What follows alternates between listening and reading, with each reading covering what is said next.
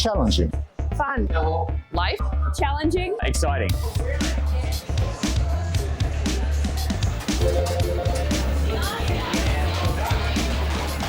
What is pinball? How much do you know about it? What if I told you there is an entire community committed to pinball that you didn't know about? Well, we've got you covered. Today we're here at Netherworld in Fortitude Valley, where a pinball tournament is currently in progress. We're going to be teaching you about the ins and outs of competitive pinball and the diversity between males and females within the game. But first, a quick history lesson on pinball and its surprisingly rocky past. The first modern pinball machines appeared in the early 1930s as a simple countertop machine. However, soon after pinball started becoming popular, the game began to cop some backlash. In fact, from the early 1940s to the mid-1970s, the game was banned in most major American cities. So why was pinball so dangerous? In its earliest forms, pinball was more of a game of chance than skill, and people would bet on the games. This made people think that pinball encouraged gambling. In 1976, Roger Sharpe proved to a Manhattan courtroom that it was a game of skill, not chance, by stating where he wanted the ball to go before he played the shoot. Pinball was considered as more of a man's game. Women were looked down upon and even laughed at for wanting to play. But luckily, over time, that's changed. Or has it? I've been playing pinball since I was 2 years old, so let's see, about almost 20 years now. So I've been playing since I was about 3, because that's when I could actually reach the flippers.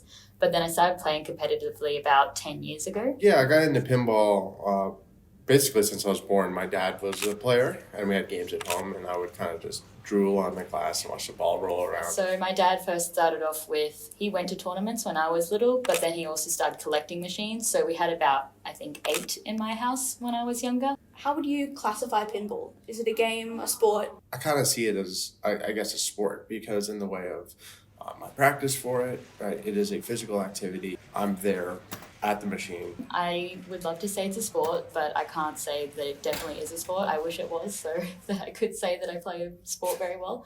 It is definitely a game, just with the way it's built. When talking about diversity within the pinball community, would you say there's a big divide between male and female? I would say nowadays there's definitely less of a divide, especially when I was playing when I was younger. I was probably the only female in Queensland playing. Well, there wasn't as much of a women's community at that stage, so I would say if I didn't have my dad with me, I wouldn't have stayed, just because there wasn't anyone else but me.